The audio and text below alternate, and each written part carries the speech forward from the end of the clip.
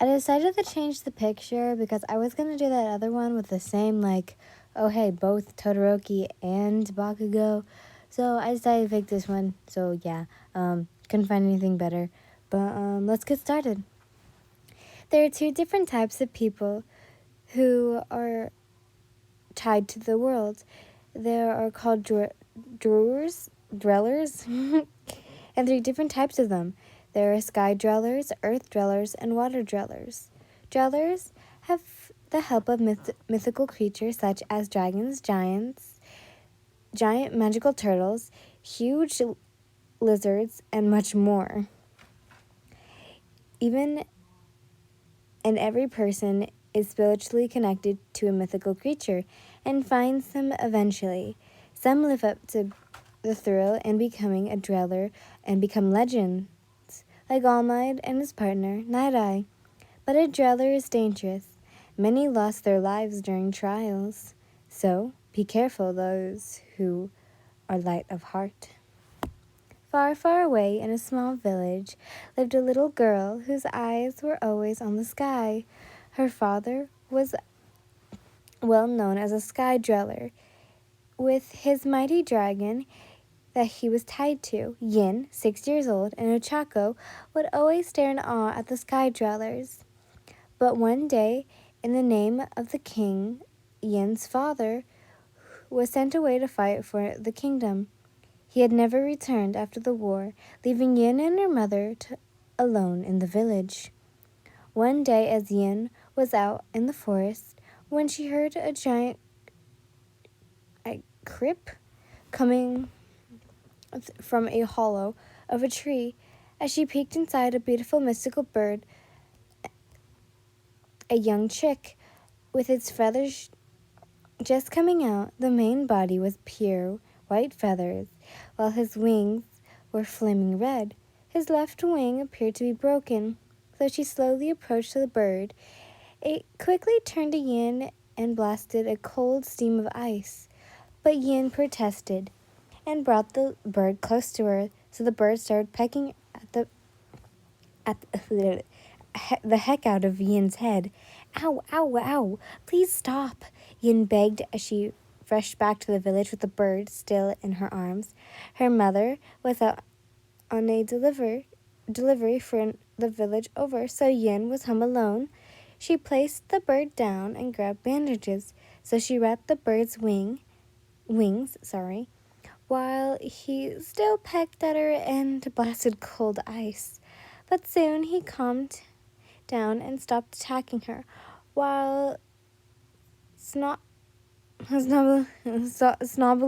claiming her bed as his new nest. Yet Yin just smiled as she admired his beautiful feathers, while naming the bird Shoto. "You're such a pretty bird," Yin sighed as she stroked Shoto's feathers. Shoto slowly warmed up to Yin as the weeks passed. After she got him attached to soba noodles, but good things always must come to an end, and time for Shoto to return to the skies. Shoto came a beautiful bird, as he lost all of his baby feathers and matured. For a while, Shoto could act up, or pretend he was under the weather, or stay longer, but Yin soon managed to convince Shoto to return to his home in the skies. With a heavy heart, Shoto spread his wings and took to the air. Yin widened in awe of the beautiful flames that flew off Shoto's feathers. After that day, Yin vowed to herself to become a sky dweller. Just one problem: Yin was afraid of heights. Hello. Sorry, we have a special guest. And she left. 12 years later, many of Yin's friends to become dwellers either became an earth dweller or Chako, a dweller of the skies, and, well, Izuku on his way of being a tri-dweller, a dweller of all three. Yet here Yin was, still keeping her feet on the ground. Come on, the sky trials won't stay open for long. The next time the trials come, it'll be in the next 38 years. You might be too old to do such a trial, Ochako said. trying to encourage her friend. She is right, and you won't stick around for another trial, so it's best you don't waste time, Ida added. They were all having a picnic together one sunny day. The trials for the Sky Dwellers were closing soon, and the creatures of the air would leave to who knows where. I want to go, but the trials is so high up, and you know about my fear of heights, Yin said, slightly shying away. Yin, you don't have to do it, but this is most likely once in a lifetime opportunity, Ida said, cleaning up the blanket. After the picnic, Yin thought about her friends, said, as she looked up at the high mountains. She remembered her father and how free he looked in the skies with his dragon. To the nights where she would watch Shoto fly across the sky when he would come to visit. So collecting her courage, she put on a more suitable outfit for her trial. The trials of the sky were so on high mountains and cliffs with large rocks threaded together by vines, defying gravity. The flying mountains, where the sky trials were always held, was terrifying to Yin. Many had fallen to their deaths on these mountains. Trials, garers, travelers, and caverns had had fallen off these cliffs, and there she was, climbing these dangerous vines and paths. But she made her way higher and higher up the mountain. The harder it became for her to move, as her fears tried to glue her in place.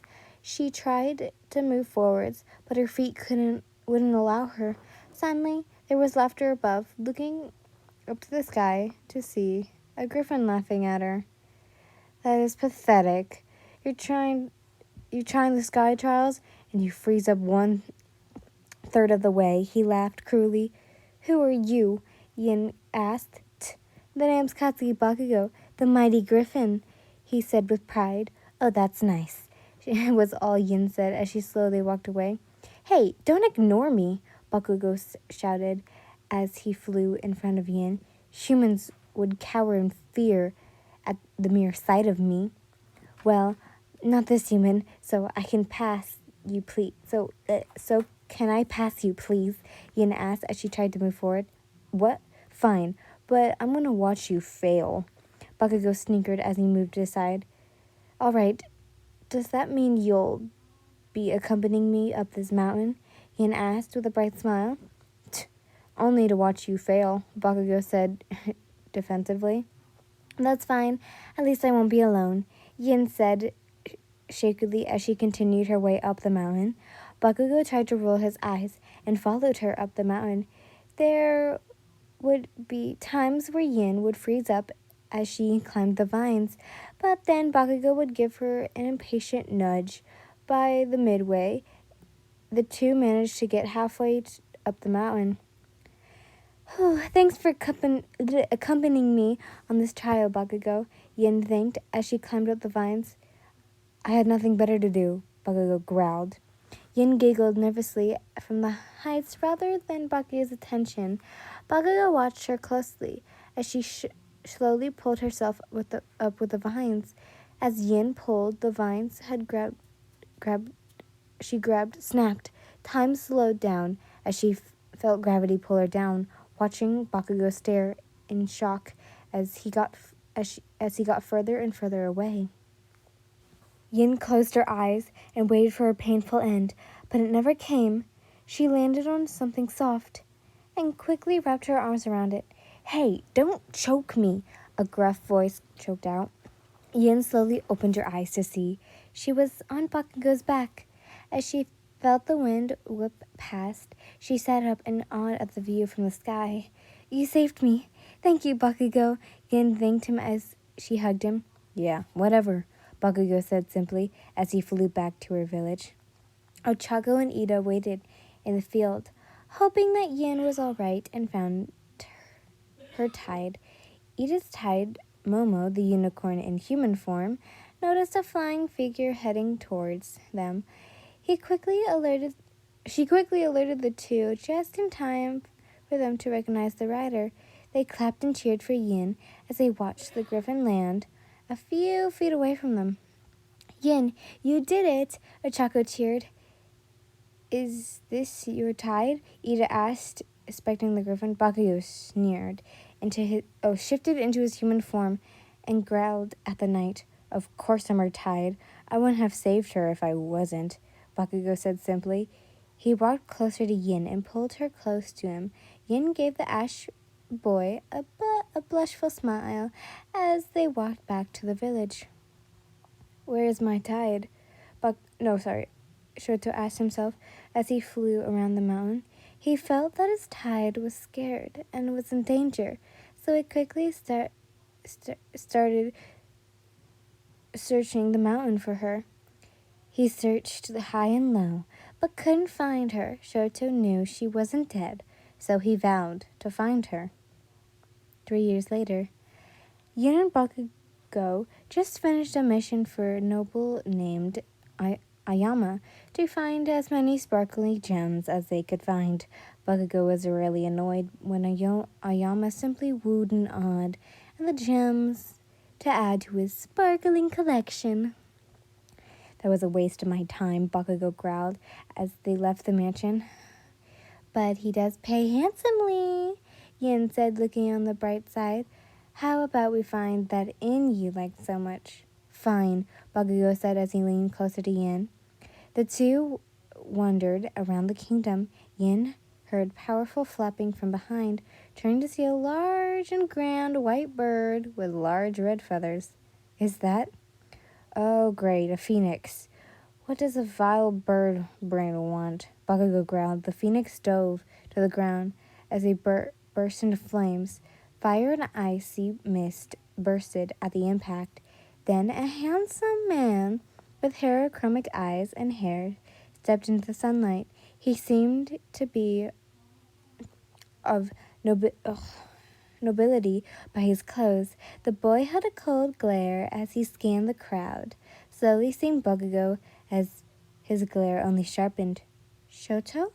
Yin asked slowly. Shoto's eyes landed on Yin, and his coldness quickly faded. He ran to her and pulled her into a tight embrace. Yin, I finally found you, Shoto sighed. Bakugo growled as he pushed Shoto off Yin. Shoto glared at Bakugo as he stood in between Yin and him. Hey, Icy Hot, what the hell do you want with my tide? Bakugo growled. Your tide? You are mistaken. Yin is my tide. You stole her from me, Shoto sneered, and his right side flared up in flames. Oh, really? Where were you during her trial? If it wasn't for me, she would have died on the trial, Bakugo snapped back. The crowd watched as the two mythical creatures argued over Yin. The people whispered and gasped at the sight of a legendary phoenix. Yin slowly started to shy away from the crowd, when suddenly Shoto and Bakugo turned to Yin. Yin, you pick. Which one of us do you want to be your tide? They both asked.